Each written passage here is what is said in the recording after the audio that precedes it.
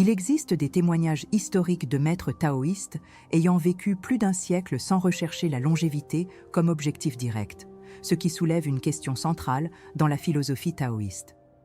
Le taoïsme ne demande pas combien de temps quelqu'un vit, mais de quelle manière cette vie s'organise intérieurement. La longévité, dans ce système, apparaît comme une conséquence structurelle d'un alignement correct avec les rythmes naturels. Cette idée contraste avec la logique contemporaine de contrôle, de performance et d'accélération continue. Lorsque le Tao est violé, l'usure apparaît avant même la maladie. Lorsque le Tao est respecté, le corps trouve la stabilité. Ce cours part de cette inversion conceptuelle fondamentale. Le taoïsme naît dans la Chine ancienne comme un système d'observation rigoureuse de la nature et du comportement humain. Il ne s'agit pas de croyances abstraites, mais d'une méthode philosophique de lecture de la réalité. Le Tao est le principe organisateur qui précède les normes, les moralités et les systèmes sociaux. Vivre en désaccord avec lui génère tension, excès et fragmentation interne. Vivre en accord produit économie d'énergie et clarté d'action. La tradition attribue cette compréhension à Lao Tzu et au Tao Te Ching. C'est à ce point que l'idée de vie longue acquiert une consistance conceptuelle. Lorsque nous parlons de longévité taoïste, nous parlons d'un corps qui n'est pas forcé au-delà de ses limites naturelles. Nous parlons d'un esprit qui ne se nourrit pas de conflits constants. Nous parlons de choix simples qui réduisent la friction interne au fil du temps. La philosophie taoïste observe que l'excès corrode plus rapidement que l'effort conscient. Cette observation traverse les siècles et demeure vérifiable dans le quotidien actuel.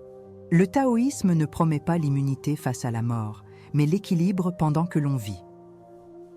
La chaîne Solstice naît à ce point d'intersection entre philosophie, psychologie et spiritualité orientale. La proposition est de structurer la compréhension. Chaque contenu fonctionne comme un exercice de lecture symbolique de l'expérience humaine. Le taoïsme est présenté ici comme langage universel. L'accent est mis sur les principes qui organisent la vie de manière durable. Solstice s'adresse à ceux qui cherchent la clarté, non la fuite. Les 6 leçons taoïstes qui seront explorées partent de sources classiques et d'interprétations contemporaines cohérentes. Wu Wei, Yin et Yang, simplicité, Qi, impermanence et quiétude n'apparaissent pas comme des slogans. Chaque concept sera traité comme structure fonctionnelle du vivre. L'objectif est de comprendre comment ces principes réduisent l'usure au fil du temps. La longévité surgit comme effet secondaire de choix alignés. Il ne s'agit pas de techniques isolées, mais de visions intégrées. Cette approche exige attention et disposition intellectuelle. Observez combien de décisions quotidiennes sont prises contre le propre rythme interne. Observez le coût cumulatif de cette friction au fil des années. Le taoïsme identifie ce schéma comme racine de la maladie. Au lieu de corriger les symptômes, il réorganise le flux. Cette réorganisation est silencieuse, mais profonde. Qui comprend cela change sa manière d'agir. Qui applique, préserve l'énergie vitale. Ce contenu s'adresse à ceux qui cherchent une vie plus longue au sens qualitatif et structurel. Il n'exige pas d'adhésion religieuse, seulement une ouverture à l'étude. Si cette proposition résonne, suivre la chaîne est un geste cohérent. S'abonner permet la continuité dans l'approfondissement de ces principes. Aimer la vidéo soutient la continuité de ce type de contenu analytique. Poursuivons avec les leçons. Durant la période des royaumes combattants, la Chine traversait une ère marquée par l'instabilité politique, les guerres récurrentes et l'effondrement des valeurs traditionnelles. Dans ce contexte, apparaissent des témoignages d'ermites et d'érudits qui ont choisi de s'éloigner de la vie officielle comme méthode d'observation. Ces individus se sont mis à étudier les cycles de la nature, le comportement humain sous pression et les effets de l'excès sur le corps et l'esprit. La longévité inhabituelle attribuée à certains d'entre eux n'était pas traitée comme un miracle, mais comme une donnée empirique.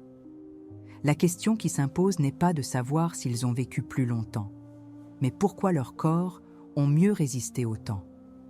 Cette investigation a donné naissance à des principes qui ont traversé les siècles. Parmi ces érudits, la tradition attribue à Laozi la systématisation de ses observations dans le Tao Te Ching. Le texte ne décrit pas d'événements grandioses, mais de petites constatations sur l'usure, le rythme et l'équilibre. Il y a une perception claire que l'interférence excessive génère un effondrement progressif. Les gouvernements qui forcent, les personnes qui s'excèdent, les esprits qui résistent au changement tendent à se fragmenter. Cette logique est présentée sans dramatisation, presque comme un rapport philosophique. La simplicité de l'écriture contraste avec la profondeur des implications. Le lecteur attentif perçoit que la longévité proposée ne dépend pas de techniques isolées. Elle dépend d'un alignement structurel avec les processus naturels. Des récits historiques indiquent que de nombreux pratiquants taoïstes vivaient en marge des villes, dans des routines d'une extrême régularité. L'alimentation était simple, les mouvements étaient économiques et le silence occupait une place centrale dans le quotidien. Il n'y avait pas de hâte à accumuler des connaissances, seulement à affiner la perception. Ce choix générait de l'étonnement dans une société orientée par la hiérarchie et la productivité. Le doute surgissait de manière inévitable. Cet éloignement était-il une forme de renoncement ou de préservation? Le taoïsme démontre simplement les conséquences au fil du temps. Le corps de ces individus semblait vieillir de manière distincte. Cette différence a alimenté des siècles d'études et d'interprétations.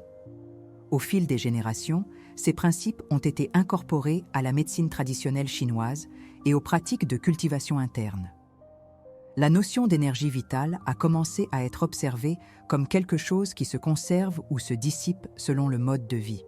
Les excès émotionnels, l'effort continu et les conflits internes étaient traités comme des facteurs d'usure énergétique. La santé a cessé d'être comprise uniquement comme absence de maladie.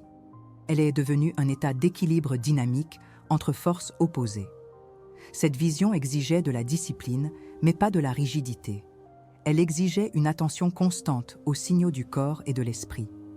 C'est à ce point que la proposition taoïste se différencie radicalement des modèles correctifs. En même temps, le taoïsme ne s'est jamais présenté comme un système fermé ou dogmatique.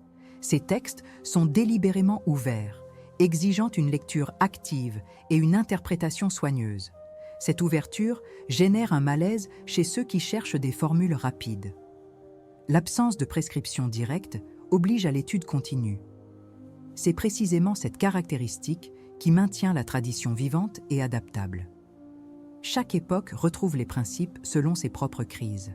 Aujourd'hui, l'excès n'est pas seulement physique, mais informationnel et émotionnel. La lecture contemporaine de ces enseignements révèle une actualité incontournable. La vie moderne reproduit, à un autre niveau, les mêmes conditions d'usure observées dans l'Antiquité.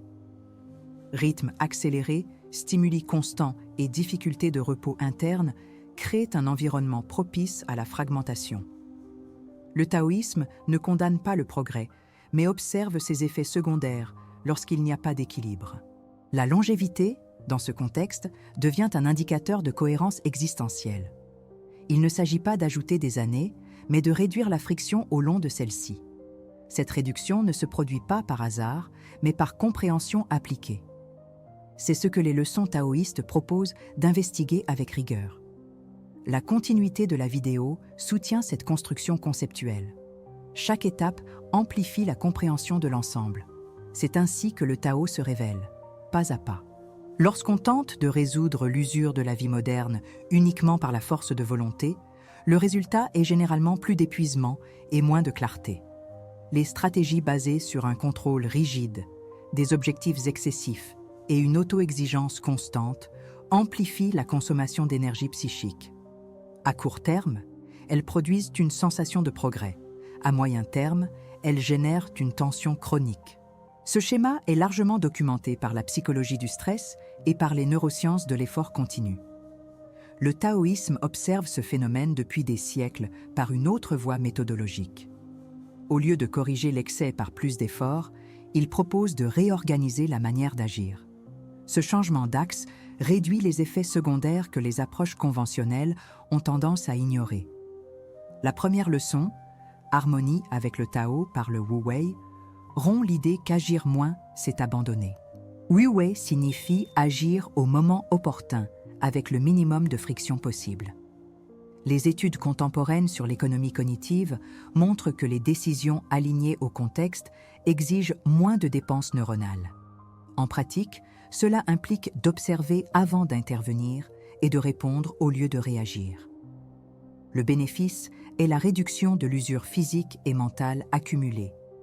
Cela fonctionne parce que cela respecte les limites biologiques et psychologiques réelles. Appliquer le Wu Wei exige attention au rythme, non passivité. La deuxième leçon traite de l'équilibre entre yin et yang comme principe régulateur de la santé. Alterner activité et repos est une nécessité physiologique documentée par la chronobiologie. Ignorer ce cycle compromet les systèmes hormonaux, immunitaires et émotionnels. Le taoïsme comprend ce déséquilibre comme racine de la maladie progressive.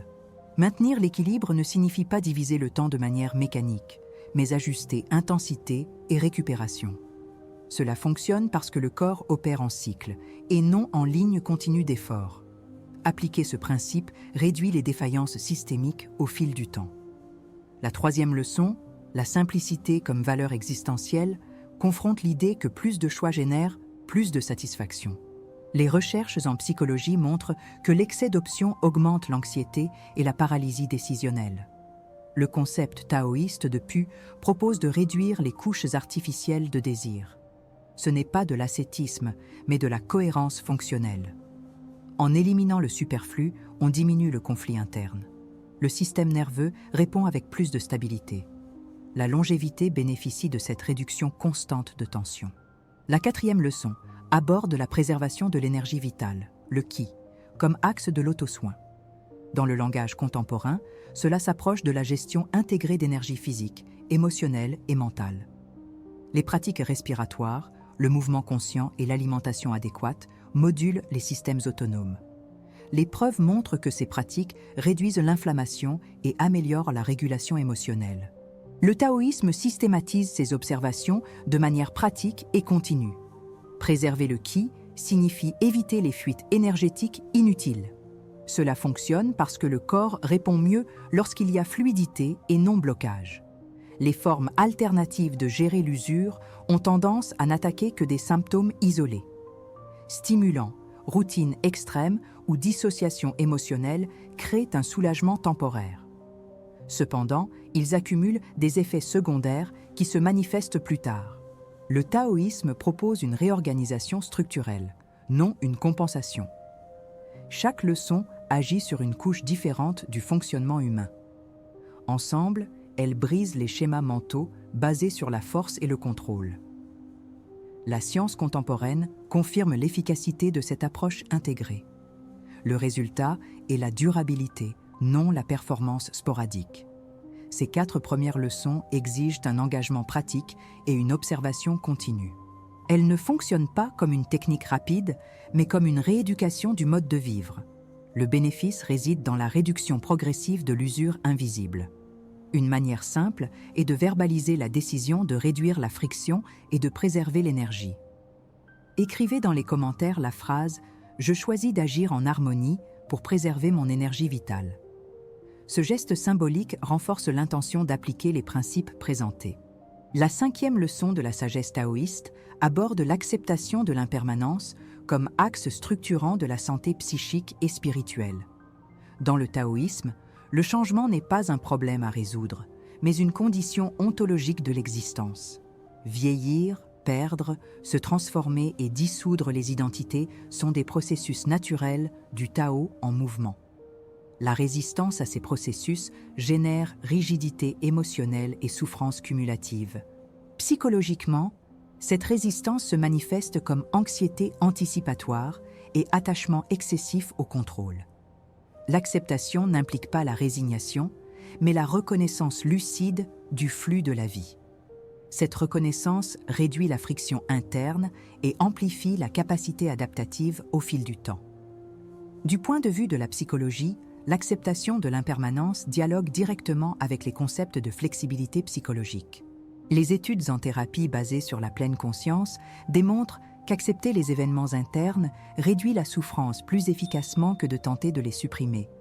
Le taoïsme anticipe cette logique en affirmant que lutter contre l'inévitable consume l'énergie vitale. L'esprit qui accepte le changement se réorganise avec un coût émotionnel moindre. Cette réorganisation favorise la stabilité même face aux pertes. Dans le bouddhisme, cette compréhension apparaît dans la notion d'anicca, l'impermanence universelle. Les deux traditions convergent en identifiant l'attachement comme source primaire de souffrance. L'application pratique exige une observation constante des réactions internes au changement. Accepter l'impermanence altère également la relation au temps et à la longévité. Vivre plus longtemps ne signifie pas maintenir des états fixes, mais traverser des transformations avec cohérence interne. Le refus d'accepter le vieillissement, par exemple, intensifie l'anxiété et le déni corporel. Le taoïsme propose une intégration progressive avec chaque phase de la vie. Cette intégration préserve dignité, clarté et énergie émotionnelle. La souffrance diminue lorsque le changement est compris comme continuité, non comme rupture. Cette compréhension soutient l'équilibre émotionnel à long terme. La longévité, dans ce contexte, devient conséquence d'une adaptation fluide. La 6e leçon traite de la quiétude intérieure, appelée Jing, comme fondement de la clarté mentale. Le taoïsme observe que l'esprit agité déforme la perception et induit des choix excessifs. La quiétude n'est pas absence de pensée, mais réduction du bruit interne. Cet état correspond à la diminution de l'activation constante du système d'alerte. L'esprit serein perçoit les signaux subtils du corps et de l'environnement. Cette perception affinée prévient les excès avant qu'ils ne deviennent des déséquilibres. La quiétude fonctionne comme mécanisme préventif, non correctif.